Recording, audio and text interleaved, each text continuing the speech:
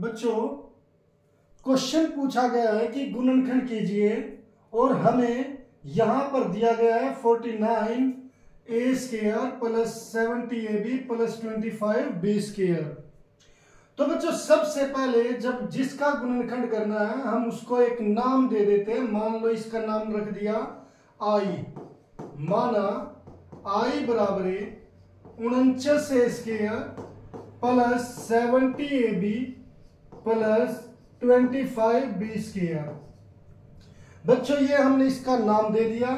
अब बच्चों यहां पर जो ये जो a² है और b² है, आपको इन दो टर्म्स पर इन पर ज्यादा ध्यान देना है, इन्हीं से ये क्वेश्चन सोल्व हो जाएगा। देखिए बच्चों यहां पर है a²। अब हम देखेंगे कि ये जो 49 है 49 है, क्या ये किसी का स्क्वायर है? क्या मतलब किस नंबर का ये स्क्वायर हो सकता है? ये है बच्चों 7a इसका होल स्क्वायर, यानी कि 49 जो है हमारा 7a का स्क्वायर होता है। और जो यहां पर 25 है ये किसका 5b इसका स्क्वायर होगा, क्योंकि 5 की पावर 2 क्या होता है बच्चों 5 पंजे 25, तो ये 25b² 5b² हो गया।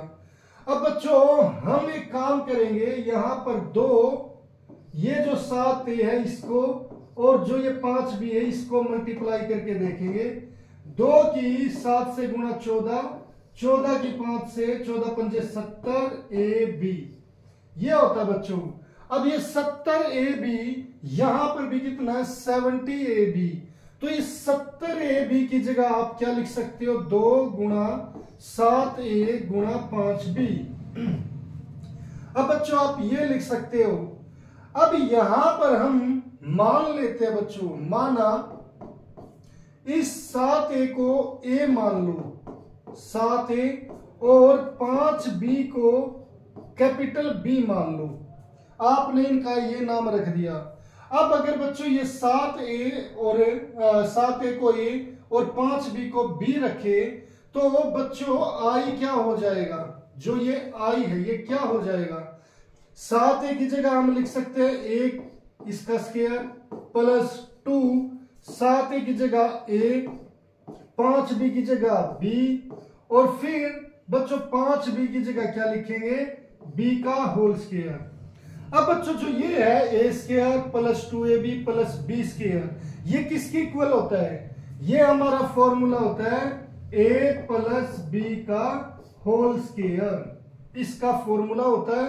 अब इसका फॉर्मूला है तो बच्चों इसीलिए जो i है हमारा, जिसमें a की जगह है 7a इसका स्क्वायर प्लस 2 a की जगह 7a b की जगह 5b प्लस यहां पर b की जगह 5b का स्क्वायर, तो a की जगह क्या लिखोगे 7a और b की जगह 5b इसका स्क्वायर लिख दोगे। तो ये बच्चों हमने आइडेंटिटी का यूज कर लिया। अब इसके गुणनखंड में क्या होता है बच्चों 7a प्लस 5b यहां पर पावर 2 है तो इसे 2 बार ही लिख दो।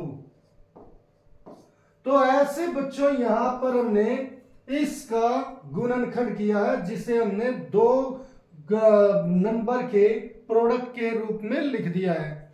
तो इस तरीके से बच्चों आप इस टाइप के क्वेश्चन के गुणनखंड कर सकते हो।